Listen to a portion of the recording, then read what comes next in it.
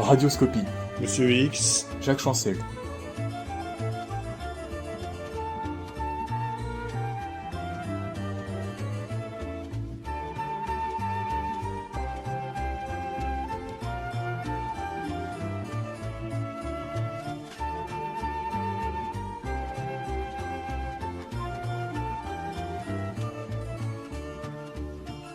Monsieur X, vous avez choisi de garder l'anonymat.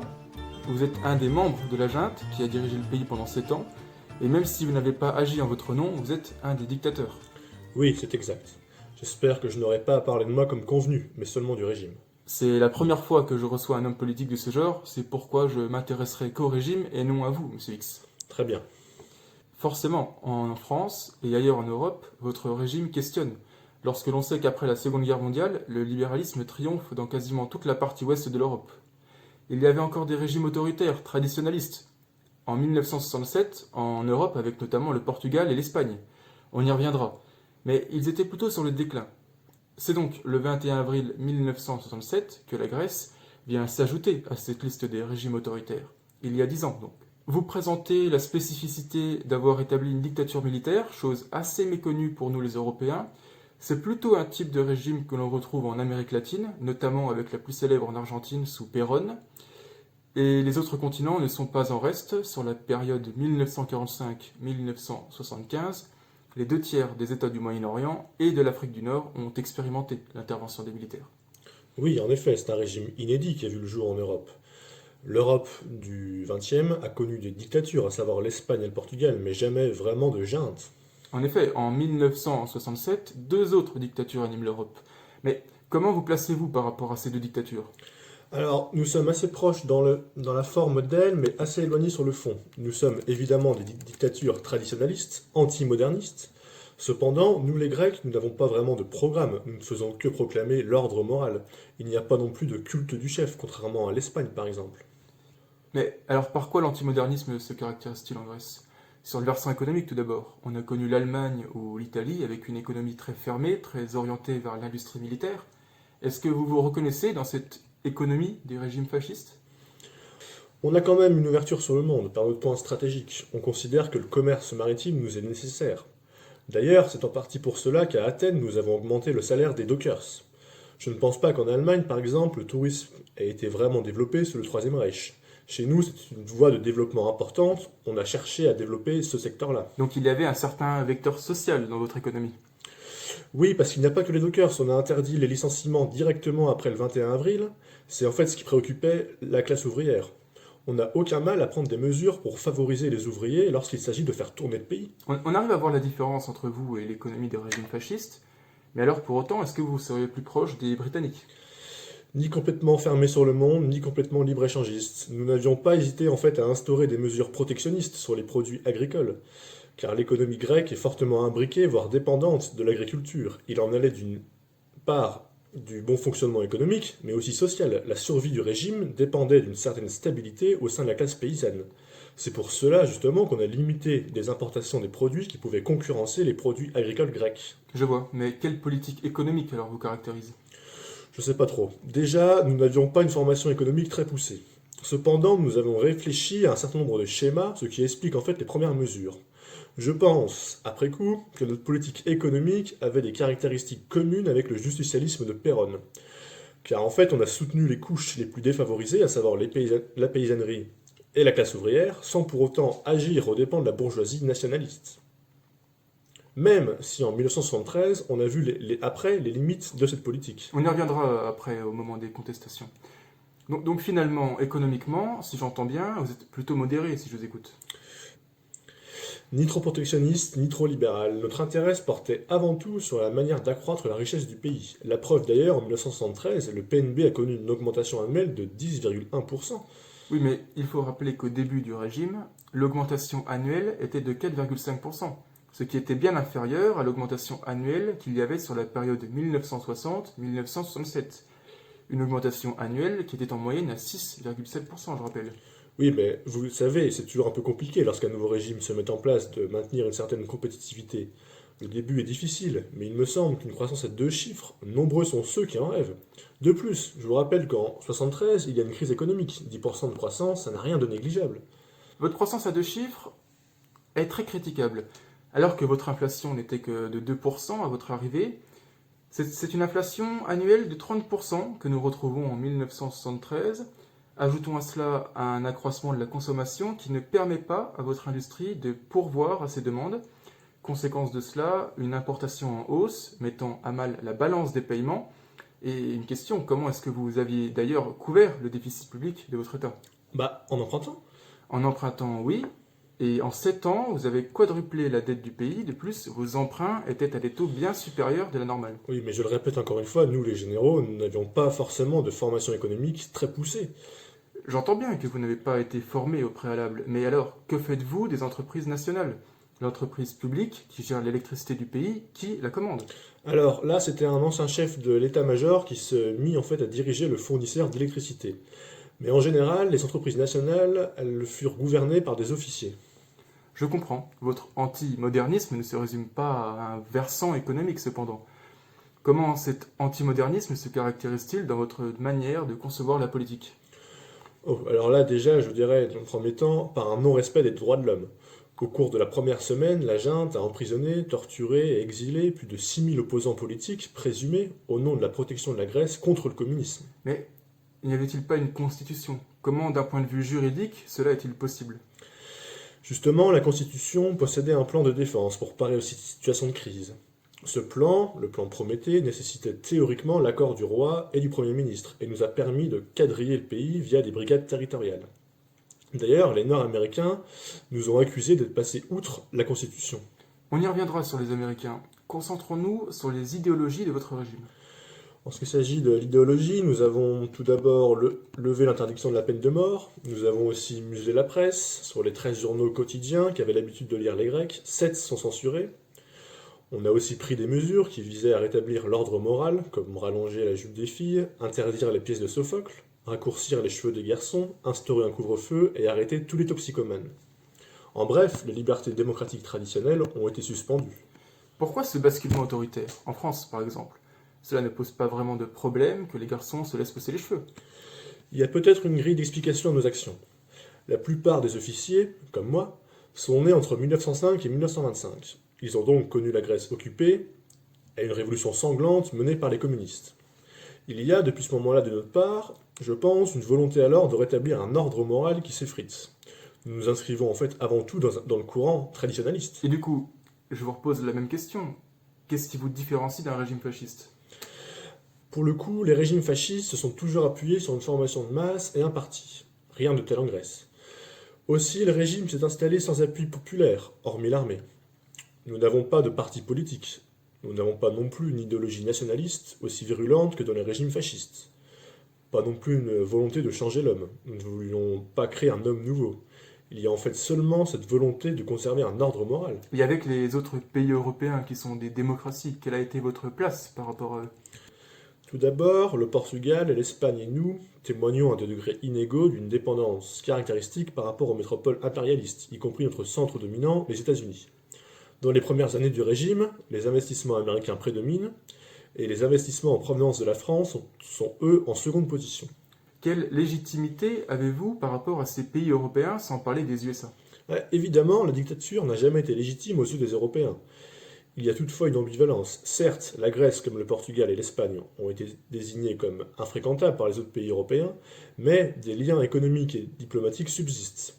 Concernant par exemple la Grande-Bretagne et l'Allemagne, vous savez, ils ne sont pas vraiment opposés. Les colonels ont plutôt reçu en réalité un accueil chaleureux des ambassades britanniques et allemandes. Pourquoi les démocraties européennes maintiennent-elles ces liens du coup? Sous le prétexte de la guerre froide. Elles craignaient certainement que l'on parte vers Moscou. En fait, ils ne voulaient pas voir l'Europe du Sud basculer vers l'Est. Il y avait un slogan d'ailleurs de ces démocraties qui disait « ce sont des salauds, mais ce sont nos salauds ». Oui, la France par exemple. Oui, par leurs investissements importants, la France en fait était moins encline que d'autres pays, notamment la Scandinavie, à remettre en cause le régime. C'est vrai qu'après l'arrivée au pouvoir de Georges Pompidou en 69, la position s'infléchit nettement, l'heure est aux impératifs économiques. De nombreux contrats d'armement, par exemple des Mirage 3, Vedette et Exocet 7, chars MX-30, sont conclus.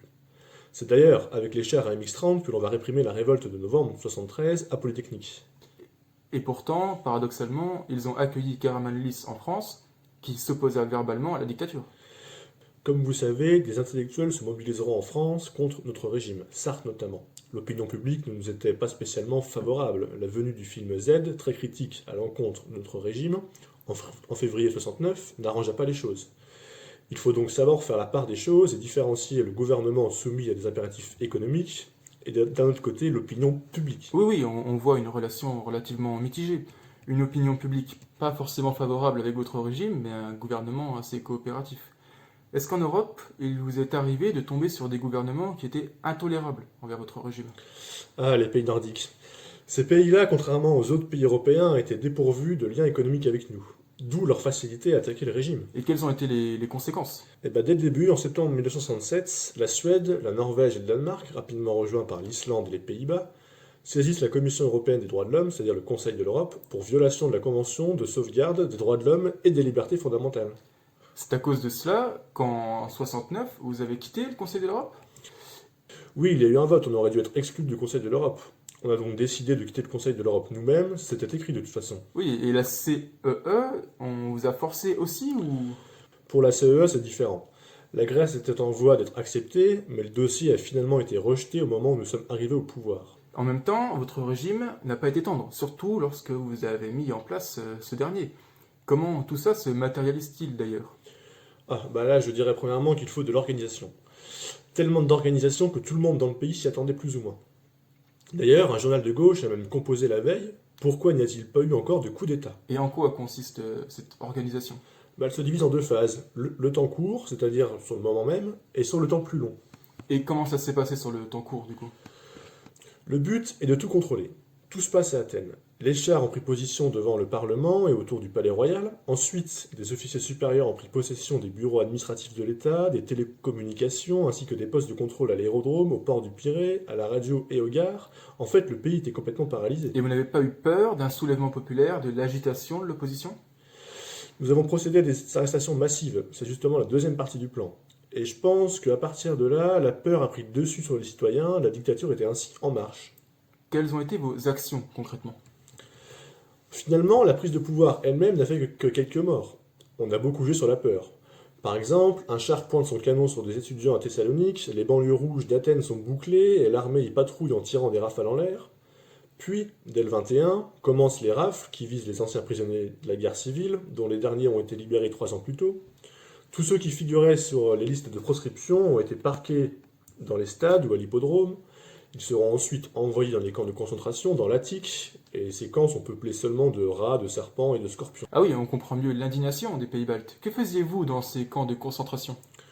Tout d'abord, la torture était maintes courante. Les prisonniers subissaient des privations, étaient violés et soumis à des travaux forcés.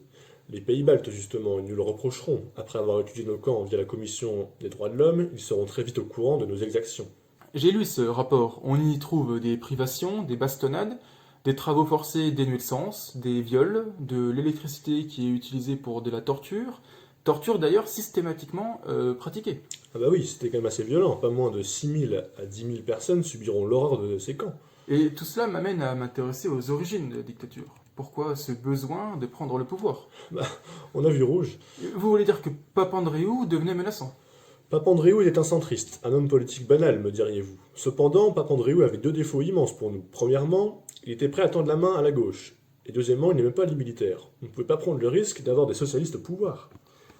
Pourtant, dans un compte-rendu des USA, à aucun moment ils voient Papandréou comme un communiste, ni même un danger pour leur propre sécurité. Peut-être.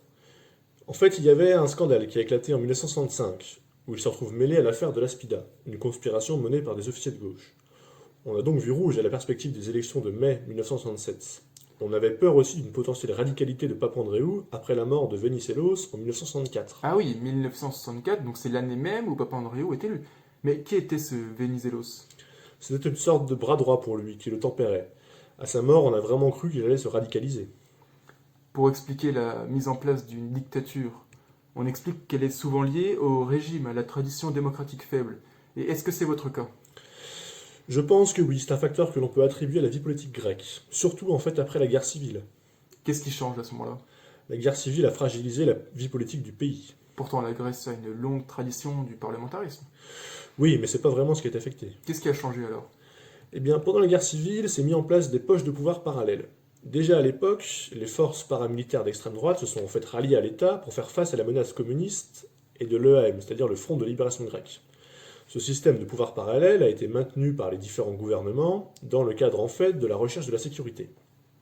Et ces organisations de sécurité paramilitaire, connotées idéologiquement, ont joué un rôle important dans le fonctionnement de la vie politique. J'imagine donc que les partisans de ce système, dont vous avez fait partie, sont isolés et craignent de voir leur monde disparaître avec Papandréou, et voient ainsi d'un mauvais œil les perspectives de libération des mœurs. Voilà, tout à fait.